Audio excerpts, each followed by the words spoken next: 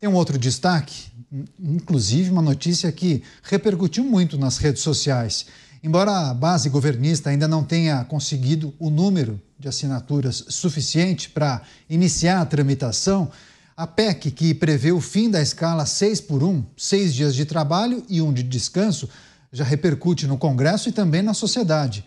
A proposta de autoria da deputada do PSOL, Erika Hilton, vem ganhando força entre os progressistas e prevê um expediente máximo de 4 dias por semana, 8 horas diárias e 36 horas semanais. No entanto, uma jornada de 8 horas diárias em 4 dias por semana soma 32 horas semanais e não 36. Porém, a parlamentar não explicou essa divergência. Atualmente, a lei prevê que a duração do trabalho não pode ser superior a 44 horas semanais, ou seja, não proíbe 6 dias de trabalho por semana, desde que não ultrapassem as horas previstas. Hilton afirma que a proposta reflete um movimento global de modelos de trabalho mais flexíveis para que os trabalhadores, sem haver diminuição proporcional dos salários. O Beraldo trouxe isso há pouco, inclusive, em um de seus comentários. Vou começar com ele, então. Você, Cristiano Beraldo, proposta de emenda à Constituição que prevê mudança na escala para os trabalhadores, na escala 6x1, diminuição, inclusive em relação ao número total de horas trabalhadas por semana. Naturalmente, alguém vai precisar pagar essa conta. Ou será que os trabalhadores receberiam um salário menor? Poderia, será, reduzir o salário? Acho que a legislação vigente não permite isso, né? Neto, vamos lá.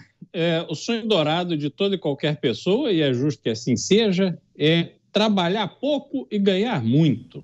Então, esse é o cenário ideal. Obviamente, as pessoas acham muito mais divertido ficar na praia tomando uma caipirinha, uma cervejinha, do que ficar trabalhando loucamente, seja numa indústria, num comércio, num escritório, e com isso, obviamente, abrir mão do seu tempo para fazer outras atividades para o seu entretenimento ou para a sua educação, seja lá como cada um queira usar o seu tempo. Mas existe um fato concreto. Empregar no Brasil custa muito caro, porque é uma carga tributária pesadíssima. Então, o Brasil já tem um número de empregos pequeno e o custo das coisas feitas no Brasil é alto também em razão dessa tributação em cima da mão de obra. As pessoas que são contratadas através da CLT, elas têm a falsa sensação de que estão contribuindo para a sua aposentadoria tranquila, sendo que o governo, alvo de tantas críticas dessas próprias pessoas, pelos seus aspectos de ineficiência, de incompetência, fora corrupção, etc., elas estão confiando neste ente incapaz para tantas outras coisas o seu futuro. Isso não faz sentido. Sentido faria se você pudesse determinar quem vai gerir a sua aposentadoria. E mais sentido ainda faria se você pudesse contribuir para esta aposentadoria, independente do tipo de relação de trabalho que você tem com o seu empregador. Mas no Brasil, cria-se essa ilusão de que numa canetada se muda a lei e está tudo bem. Não, não está tudo bem. Não está tudo bem. O que deveria estar sendo discutido agora, Caniato, que foi o que eu coloquei anteriormente, era a possibilidade do pagamento da hora trabalhada. Pagar o funcionário pelas horas que ele trabalhou. Não só para viabilizar acordos diretos entre patrão e empregado, mas, sobretudo, para que o empregado entenda o valor da sua hora.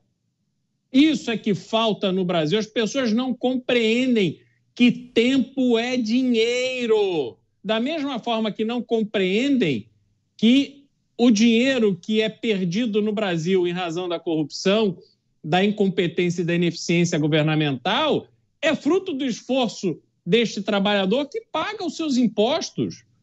Então, a gente precisa ter desta briga, desta proposição, não vou nem dizer de briga, mas dessa discussão, Caniato, uma evolução para o trabalhador real.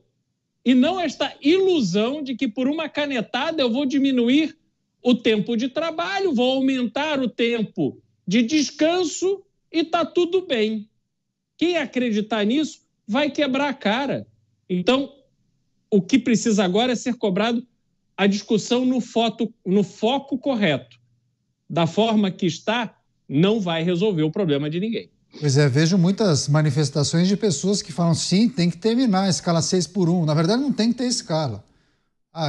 O empregado combina com o patrão. E aí pode ter escala 7x7, 3x4, depende. E aí, naturalmente, a remuneração por hora poderia ajudar em muito. Agora, o que a gente tem observado, viu, Beraldo? Tem muita gente que tem 2 empregos. Trabalha direto, trabalha de domingo a domingo, entendeu? Tem 2 salários, 3 salários, muitas vezes. Não adianta, se a pessoa quer construir, quer acumular algum tipo de riqueza, precisa trabalhar. Você, Dávila, Érica Hilton, a parlamentar, defende que essa mudança seja feita sem redução salarial, com o objetivo de melhorar a qualidade de vida dos trabalhadores e aumentar a produtividade. Isso é possível? Canhato, essa é uma boa proposta para ir para a lata do lixo. E eu vou explicar por quê. Primeiro ponto, você viu quem assinou essas propostas? São todos de esquerda. Não tem um empregador. Aliás, essa turma nunca gerou um emprego, a não ser para o gabinete deles. Assim, mas nunca teve um negócio para gerar emprego. Porque se tivesse procurado a parte do Congresso que gera emprego, que trabalha, que é empreendedor, ia descobrir 3 coisas. Que o grande problema não é a fórmula 6 em 1. Que a grande fórmula é a seguinte: precisamos reduzir o custo de se empregar no Brasil. Qualquer um que emprega um trabalhador na sua empresa, no seu negócio, sabe que você paga o dobro em encargo. Depois, o segundo ponto é a baixa produtividade do trabalhador brasileiro. É a mais baixa entre os principais países emergentes do brasileiro. Por quê? Porque a nossa educação é péssima e o nosso trabalhador não está preparado para ter alta produtividade. Esse é um enorme problema. E o terceiro problema é exatamente o que você mencionou. Nós não tivemos uma reforma trabalhista que permite o acordo de empregado com empregador prevalecer sobre a lei trabalhista? Não é isso a reforma trabalhista que a gente fez? Só que tem um problema, Canhato. A justiça trabalhista não reconhece esse acordo. Tanto que metade dos casos que hoje estão sendo julgados no Supremo Tribunal Federal são casos trabalhistas. Isso significa que a Justiça do Trabalho não está respeitando a reforma do trabalho. A Justiça do Trabalho continua fazendo a sua própria leitura e interpretação das leis, ao invés de cumprir as leis. Daí vem o último ponto: o tamanho da judicialização no Brasil, que ainda é a maior do mundo. Como é que nós vamos criar emprego? E tem gente que acha que é isso aí, que nós temos que fazer uma nova lei apenas aí para acabar com 6 dias de trabalho e 1 de folga. É uma coisa inacreditável. É um projeto de lei de quem não vive a realidade, de quem não está disposto a usar o seu mandato para resolver os reais entraves que impedem a geração de emprego no Brasil. É dar as costas para o povo trabalhador que hoje não consegue ter emprego por causa dessas coisas que nós estamos falando aqui e não por causa daquilo que está sendo proposto no Congresso Nacional. É, mais uma vez, uma parlamentar completamente dissociada da realidade do trabalhador brasileiro. Pois é, eu li uma porção de críticas em relação a essa proposta, Mota, e uma me chamou a atenção, que disse que a redução das horas de trabalho poderia agravar em muito os nossos problemas, especialmente quando a gente olha para a competitividade externa. Porque se trabalhando 6x1, a gente já está lá atrás, imagine se tivesse, por exemplo, uma semana com 4 dias trabalhados e 3 de descanso. Aí o empregador teria que contratar mais funcionários para desempenhar a mesma coisa do que um número menor de funcionários. É uma situação bem delicada, hein, Mota? Queria também te ouvir. Tem uma forma fácil da gente fazer as pessoas entenderem. Eu faço uma pergunta. Vamos imaginar que essa lei foi aprovada. Será que agora os americanos vão querer se mudar para o Brasil para aproveitar essa vantagem que o Brasil vai ter? Ou será que os brasileiros continuarão a querer imigrar para os Estados Unidos? Nos Estados Unidos não existe 13º salário. Não sei se os espectadores e os ouvintes sabiam disso. Lá não existe essa história de 30 dias de férias obrigatórios. Quando eu trabalhei nos Estados Unidos, eu não sei como é agora, mas quando eu trabalhei nos Estados Unidos, você começava com 5 dias de férias por ano, depois a cada ano trabalhado você ganhava mais um dia. E olha, gente, nos Estados Unidos não tem FGTS. Agora eu pergunto, por que os brasileiros querem ir para um lugar tão ruim? Que não tem 13º, não tem férias obrigatórias, não tem FGTS. Por que todo mundo quer ir para lá e nenhum americano quer vir para cá para aproveitar esse paraíso? A resposta é óbvia, né? Porque todo mundo quer uma vida melhor e a gente sabe onde está a possibilidade de uma vida melhor. O Brasil não precisa de uma proposta de redução da jornada de trabalho. O Brasil precisa de uma proposta de aumento de produtividade. Em meados dos anos 80, o Brasil tinha a mesma produtividade da Coreia do Sul. Um trabalhador brasileiro produzia em 1 hora a mesma coisa que um sul-coreano. Hoje, a produtividade da Coreia do Sul é 3 vezes a do Brasil. Tem uma coisa que as pessoas não sabem, que é pior do que isso. Em 1990, o PIB do Brasil era igual ao da China. Igual ao da China. Hoje, o PIB da China é 10 vezes maior que o PIB do Brasil. E uma das razões para o atraso do Brasil é essa mentalidade esquerdista, uma mentalidade parasita que predomina na política. O brasileiro não quer trabalhar menos. O brasileiro quer viver melhor, quer ter mais conforto, mais saúde, mais segurança e mais independência.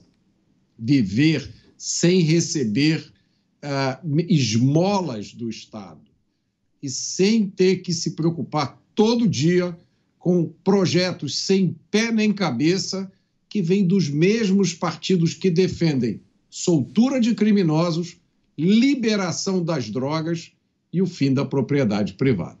Pois é, uma mensagem interessante aqui. Redução de hora trabalhada não gera aumento de qualidade de vida por si só. Bem interessante. E você, Cristiano Beraldo, como o Mota trouxe informações dos Estados Unidos quando ele morou? Qual estado foi? Califórnia, né, Mota? Eu morei em Washington, D.C. Washington, D.C. Como é que é a situação nos Estados Unidos? Você que está aí já há um bom tempo, hein, Beraldo? Em relação à relação empregador-empregado. Muitos revelam justamente isso, né? Não tem os muitos benefícios da legislação brasileira, mesmo assim é muito mais vantajoso, né?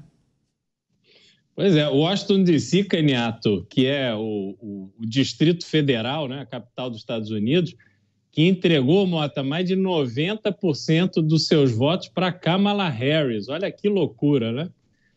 Enfim, a dinâmica não mudou muito não, Mota. Realmente, a empresa define qual é a sua política de férias.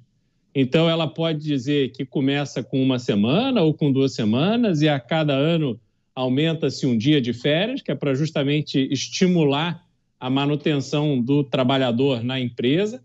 Se a empresa não está feliz com o trabalhador, manda o trabalhador embora, 15 dias de aviso. Então, você paga 15 dias para o trabalhador trabalhar e depois, tchau, até logo, boa sorte. Não há nenhum tipo de obrigatoriedade e vínculo. E se o trabalhador sai e se sente discriminado por algum motivo, que foi isso acontece nos Estados Unidos, foi demitido porque era mulher, foi demitido porque tinha mais de 40 anos e tal, você não entra com uma ação contra a empresa direta, você vai no sindicato, apresenta o seu caso, o sindicato pede a defesa da empresa, faz uma avaliação prévia para saber se autoriza ou não que aquele funcionário entre com a ação contra a empresa. E para o funcionário entrar com a ação contra a empresa, ele vai precisar de um advogado que, em geral, custa caríssimo.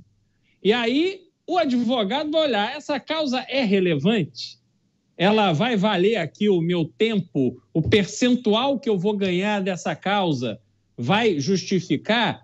É provável que esse funcionário ganha, ele tem razão no seu pleito. Então, a dinâmica é completamente diferente. E aí tem um aspecto que é fundamental. É barato contratar, é barato demitir e o empregado tem liberdade. Ele não está feliz no emprego hoje, ele vai trabalhar em outra empresa amanhã. Até porque, nesse momento, especificamente, há pleno emprego para todo mundo. Então, você pode escolher aonde você trabalhar. Vai trabalhar? Não tem motivo para você ficar infeliz no seu trabalho. Essa é a diferença entre o mercado de trabalho dos Estados Unidos e o mercado de trabalho brasileiro, onde as pessoas, às vezes, passam anos infelizes no trabalho com aquela ideia absolutamente medíocre. Eu não vou sair porque eu quero que o meu patrão me mande embora. Porque aí, quando ele me mandar embora, eu vou ter 40% de multa do FGTS. Trabalha infeliz. É pouquíssimo produtivo, é ruim para todo mundo. O tempo passou, a vida passou e a pessoa ficou perdendo tempo sendo infeliz. Isso não faz nenhum sentido. Mas no Brasil criou-se essa cultura que funciona contra o próprio trabalhador. Isso não pode. Caniato, se a gente olhar para a realidade dos motoristas de aplicativo, eles trabalham a hora que querem, pelo tempo que querem e ficam focados no dinheiro que eles estão ganhando. Quando chega, o amigo liga para ele, ô fulano, vem aqui, vamos jogar bola e comer um churrasco. Ele pensa o seguinte, poxa, mas sábado é um dia que eu faturo bem. Se eu pegar o meu sábado e dedicar 4, 5 horas do meu dia para ir jogar bola e comer churrasco, eu vou perder tantos reais de faturamento. Não, eu não vou jogar bola nem comer churrasco, eu vou trabalhar. Isso acontece todos os dias. Só que aí quando você olha para a CLT, que é um grupo de legislação feito na época de Vargas, lá, como eu disse anteriormente, quando o Brasil tinha uma maioria, talvez, de analfabetos, onde os trabalhadores efetivamente não entendiam a dinâmica dessa relação entre patrão e empregado, ainda hoje essa legislação serve como uma muleta para essa estratégia de enaltecer a ignorância, de trabalhar a ignorância de uma massa da população brasileira nas escolas, com o método Paulo Freire, com essas discussões bobocas de pronome neutro, de livro com sexualização de criança, tudo isso é para desviar o foco. O foco é o quê? O foco é aprender a ser produtivo, a ganhar dinheiro, ter objetivo na vida e ir atrás do que você quer.